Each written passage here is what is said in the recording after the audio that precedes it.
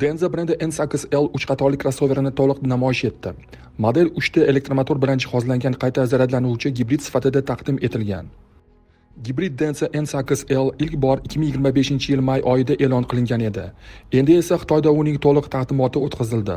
Shu bilan birga modelning komplektatsiyalari va dastlabki narxlari oshkor qilindi. Eslatib o'tamiz, brend qatorida L qo'shimchasisiz avval ham bu deyarli shunday nomga ega crossover bo'lgan. O'sha SUV 2023-yilda sotuvga chiqqan bo'lib, u Denza X modelining qayta ishlangan versiyasi edi. U vaqtda uning dizayni ustida Daimler mutaxassislari ishlagan. Biroq asl crossover kabi oddiy Denza N8 ham bozorda muvaffaqiyatsizlikka uchradi. Shu sababli u mahalliy model qatoridan chiqarib tashlandi. Shuningdek, Denza brendi dastlab Daimler, Mercedes va BYD kompaniyalari tomonidan ishlab chiqarilganini qo'shimcha chiqaramiz. Ammo keyinchalik nemis tomoni loyihadan chiqib ketgan. Shunday qilib, hozirda bu BYDning subbrendi hisoblanadi. Yangi Denza N8L esa to'liq Xitoyda ishlab chiqarilgan modeldir. Tashqi ko'rinishi jihatidan N8L Denza N9 crossoverga o'xshaydi. U mart oyida bozorga chiqqan, biroq N8L baribir o'ziga xos dizaynga ega bo'ldi. Crossover vertikal joylashgan fara bloklariga ega. Kunduzgi yoritgichlar esa ikkita gorizontal chiziq ko'rinishida ishlangan. N8Lda boshqa obvez qo'llanilgan, shuningdek orqa davlat raqami bamperiga joylashtirilgan. Bundan tashqari Denza N8L biroz ixchamroq. Uzunligi 5200 mm, kengligi 1999 mm, balandligi 1820 mm, g'ildirak bazasi 3075 mm. Denza N9 kabi Denza N8L crossoveri ham to'liq g'ildirakdan tortuvchi, qayta zaryadlanuvchi gibrid bo'lib, pnevmo osma bilan jihozlangan. Mazkur SUVning kuch qurilmasi tarkibida generator rejimida ishlaydigan 2 litrli 207 ot kuchiga ega benzinli turbomotor va bittasi oldinda, ikkitasi orqada o'rnatilgan 3 ta elektromotorlar kiradi. Umumiy quvvat 761 ot kuchini tashkil etadi. Ushbu model 4699 kWh sig'imli batareya bilan jihozlangan. Faqat elektr tortishda Denza N8L CLTC sikliga ko'ra 230 km masofa bosib o'tadi. Umumiy yurish zaxirasi esa 1300 km ga yetadi. Denza N8L'ning salon qismi N9 ga o'xshash. Bu yerda 3 ekranga ega o'xshash old panel mavjud. 13.2 dyumli uskunalar paneli, 17.3 va 13.2 dyumli multimedia sensor ekranlari hamda 2 qavatli markaziy tunnel bor. Biroq rul original dizaynga ega. Crossover faqat 6 o'rinli salon bilan taklif etiladi. E'tiborlisi, N8L'ning orqa divanini oldinga orqaga siljish mumkin. Yangi modelning bagaj hajmi 313 dan 1077 litrgacha o'zgaradi. Denza N8L crossoveri ikkita komplektatsiyada taklif etiladi. Standart jihozlar ro'yxatiga quyidagilar kiradi. 20 ta karnaga ega audio tizim, simsiz zaryadlash uchun ikkita maydoncha, birinchi va ikkinchi qator o'rindiqlari uchun isitish, ventilyatsiya va massaj funksiyalari, old yo'lovchi o'rindig'i qo'shimcha ravishda oyoq qo'yish tayanchiga ega.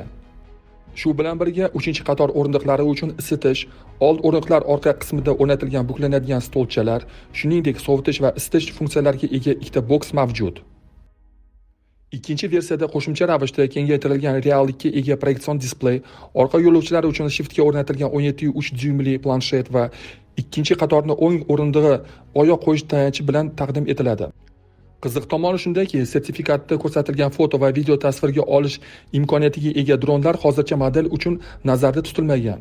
Biroq old panelda chiqib keladigan selfie kamerasi mavjud. Model 0 dan 100 km/soatgacha 3.9 soniyada tezlashadi. Xitoyda Denza N8L komplektatsiyaga qarab 43470 dan 47820 dollar atrofida sotilmoqda.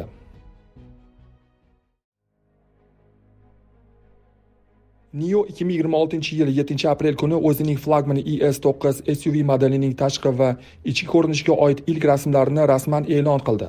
Bu modelning to'liq texnik xususiyatlari 9-aprelga rejalashtirilgan maxsus texnologik tadbirda taqdim etildi.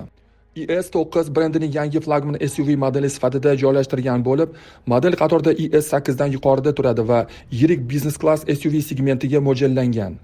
Joriy yil boshida taqdim etilgan rasmiy hujjatlarga ko'ra, NIO ES9 kuzovining o'lchamlari quyidagicha: uzunligi 5365 mm, kengligi 2029 mm, balandligi 1870 mm, g'ildirak bazasi 3250 mm. Bu parametrlar uni Xitoyda sotilayotgan eng yirik elektromobil crossoverlaridan biri bo'lgan 3-avlod ES8 dan ham kattaroq qiladi. NIO rahbariyati ES9 ni kompaniya tomonidan ishlab chiqilgan eng katta SUV sifatida ta'riflagan. NIO ES9 kuch qurilmasi ikkita elektromotorga ega to'liq g'ildirakdan tortuvchi tizimdan iborat. Oldingi motor 180 kW, orqa motor esa 340 kW quvvatga ega. Umumiy quvvat 520 kW ni tashkil etadi. Maksimal tezlik 220 km/s bilan chegaralangan. ES9 Cattle tomonidan yetkazib berilgan 102 kWh sig'imli batareya bilan jihozlangan bo'lib, u nikel manganiz kobalt kimyosiga asoslangan. CLTC sikliga ko'ra maksimal yurish masofasi 620 km ni tashkil etadi. Avtomobil NIOning Battery as Service modelini qo'llab-quvvatlaydi.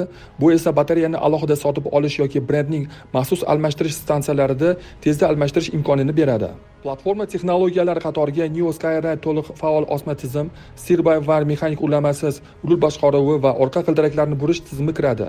Bu uchala tizim birgalikda SUV hajmiga qaramay sport avtomobiliga xos chaqqonlikni ta'minlaydi.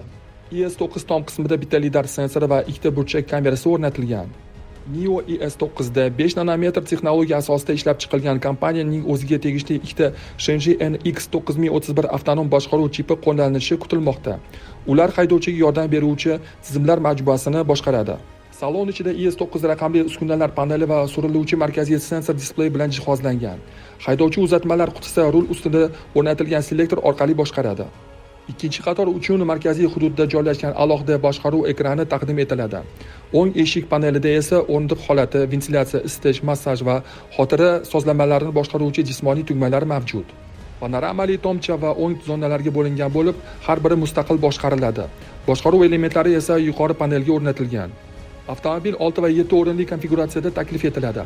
Komplektatsiyaga qarab uning to'liq og'irligi 2845 dan 2915 kg-gacha o'zgaradi. NIO asoschisi Raisa va bosh direktori William Lee dizayn jamoasi boshidanoq original model dizaynini premium uslubga intilganini ta'kidladi. Uning so'zlariga ko'ra, ES9 innovatsiyalar yetakchisining ruhi va uslubiga mos tarzda ishlab chiqilgan.